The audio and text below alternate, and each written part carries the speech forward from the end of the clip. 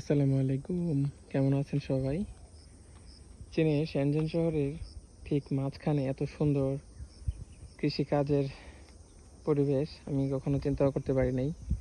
তো আজকে বাইক নিয়ে র্যান্ডমলি ঘুরতেছিলাম, হুট করে একটা রাস্তা চোখে পড়লো যে কখনো এদিকে ঢুকি নাই। তো আজকে আসলাম, ভেতরে ঢুকতেই দেখি যে এক পাশে হচ্ছে লেক, আর অন্য পাশে এরকম অনেকটা পাহাড়ের উপত্যকার মতো, মানে সাইডের জায়গাগুলো একটু উঁচু, মাঝখানের জায়গাগুলো কিছুটা নিচু, আমি যেখানে আছি। তো এরা কত সুন্দর করে বিভিন্ন ফল শাকসবজি চাষ করছে দেখেন। আর এদের কৃষির সিস্টেমটা অন্যরকম। দেখেন আমি যে হাঁটতেছি এটা অনেকটা এরকম রাস্তা, আর এই পাশ দিয়ে ড্রেনের মতো করা। এখানে অত্যাধুনিক যত সেচ প্রকল্পের সিস্টেম আছে সব কিছুই দেখতে পাচ্ছেন, পানির পাইপ, মানে এদের এখানে আধুনিক ফ্যাসিলিটি সব কিছু আছে। তারপরে পোকামাকড় এই যে দমন করার জিনিস, এই যে পানির ট্যাঙ্কি, তারপর ওই যে সিসি ক্যামেরা দেখতে পাচ্ছি সামনে, তো এমন সব কিছু এখানে আছে। আর সবচেয়ে বড় কথা হচ্ছে যে ঝড় বৃষ্টি যাই হোক, এদের পরিবহনের জন্য যে রাস্তাঘাট করা এগুলো খুবই শক্তপোক্ত, দেখেন একদম ডালাই করা। এখানে মোটামুটি অনেক শাকসবজি দেখতে পারতেছি আজকে। তারপরে এই যে পাহাড়ের মধ্যে এই যে পাশগুলোতে লিচু গাছ, অন্যান্য ফলের গাছও আছে। একদম গ্রামীণ পরিবেশ, খুবই শান্তির একটা জায়গা। এই যে এখানে যারা কাজ করতেছে এরাও একদম আমাদের গ্রামের মাটির মানুষগুলোর মতোই। এই যে মাথার মধ্যে কাকুর টুপি পরা। এই যে এখানে সুন্দর বেগুন গাছ, কচু গাছও আছে দেখা যায়। তো এই যে এখানে ডাঁটা শাক করছে এপাশে, এই যে ডাঁটা শাক। তো একটা মজার জিনিস হচ্ছে এরা আমাদের দেশের মতো ডাঁটা গুঁড়া সহকারে কখনো উপড়ায় না, এরা মাঝখান থেকে কাটা ফেলে, জাস্ট যে জায়গাটা খাওয়া যায়। মানে বলতে গেলে আমাদের দেশে তো ডাঁটা যখন কিনি গুঁড়াটা বাদে মোটামুটি সবটাই ছোলায় খাওয়া হয়। তো এরা দেখেন কিভাবে ডাঁটাগুলা কাটছে, অর্ধেকেরও কম, মানে উপর থেকে অর্ধেকের রকম একদম কচি যে নরম জায়গাটা থাকে, এই দেখেন এটা যে কাটছে এইভাবে। আর এই পাশে হচ্ছে আস্ত গাছগুলা। তো ওনাকে জিজ্ঞেস করলাম কত করে, তো সুপার শপে বিক্রি করে এইগুলাই 7 RMB 8 RMB হাফ কেজি। তো ওনাকে জিজ্ঞেস করছি, উনি বলছে যে মাত্র 4 RMB হাফ কেজি। এই যে দুই মুরব্বি। এইগুলো হচ্ছে রসুনের পাতা। ভালো লাগতেছে পরিবেশটা অনেক। এখানে আজকে অনেক গরম, কিন্তু এখানে বাতাস আছে। এই দেখেন সিসি ক্যামেরা। তো আসলে উন্নত দেশের কৃষিকাজও অনেক বেশি মানে উন্নত।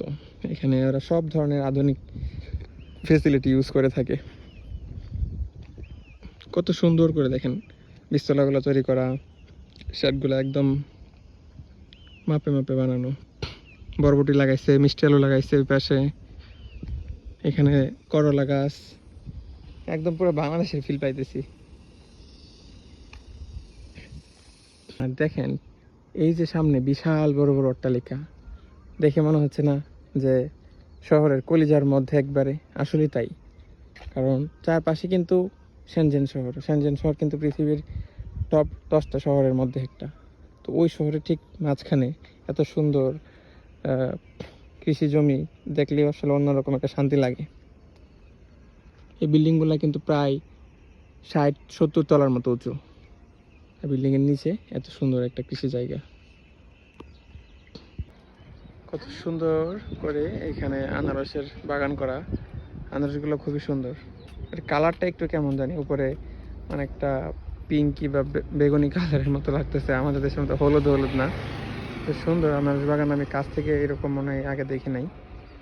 জায়গাটা অনেক সুন্দর, বিশাল এক জায়গা জুড়ে হচ্ছে এরকম চাষাবাদ করছে এখানে।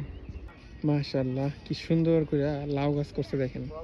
আর এত পরিমাণ লাউ ধরছে, সবগুলা লাউ যদি টিকে তাহলে মনে হয় মাচা দাঁড়ায় থাকতে খবর আছে। মাশাআল্লাহ, চায়নার এই এত রুক্ষ মাটিতে, চায়নার মাটি কিন্তু অনেক শক্ত, লাল মাটি। দেখেন কি পরিমাণ লাউয়ের এরকম ফলন, বাম্পার ফলন হয়েছে। তবে লাউ গাছগুলো অনেক শক্ত, অনেক মোটা। তো আমি বলতেছিলাম যে আমার ডুগা কাইটা দেওয়ার জন্য, বলতেছে যে না এগুলো দেওয়া যাবে না, কারণ হচ্ছে অনেক ফল ধরছে। তো ওই পাশে দেখাইতেছে যে মিষ্টি কুমড়ার ইয়ে আছে গাছ, মিষ্টি কুমড়া নিতে পারবা চাইলে। তো আমি মিষ্টি কুমড়া নিব। আর এই পাশে উনি হচ্ছে পেস্টিসাইড দিতেছে মনে হয়। তো আমি কাক করে বলছি যে হ হ, তো এগুলা দেওয়ার জন্য উনি গেইও উখাই শিখাই, গেইও উখাই উখাই শিখাই তো খই। বলতেছে কত টাকা নিবা, বলতেছে 5 টাকা বা 10 টাকার দাও। তো 5 টাকার হলে বাংলাদেশি টাকায় 2500 টাকার মতো পড়ে। গাছগুলো খুবই পরিপুষ্ট। দেখেন চারপাশে কত কত শাক, এখানে টাটা শাক, টাটা শাকের বিভিন্ন ভেরিয়েন্ট আছে। আর ওই পাশে হচ্ছে বরবটি করছে, খুবই সুন্দর। সবচেয়ে বড় কথা হচ্ছে টাকাটা না, এখানে নিজের হাতে বাংলাদেশের মতো জমি থেকে তুইলা ফসল নিতে পারতেছি, এটা অন্যরকম প্রশান্তি। এই হচ্ছে বড় কথা। এই যে পাশে হচ্ছে কলমি শাক, এই যে কলমি শাক টুনটুনি। চারপাশে হচ্ছে মরিচ গাছ, তারপরে ভুট্টা গাছ, অনেক কিছু করছে। উফ, জমির গন্ধটা বাতাসের সাথে আসতেছে। এটা একটা কি বলবো, মানসিক প্রশান্তির জায়গা।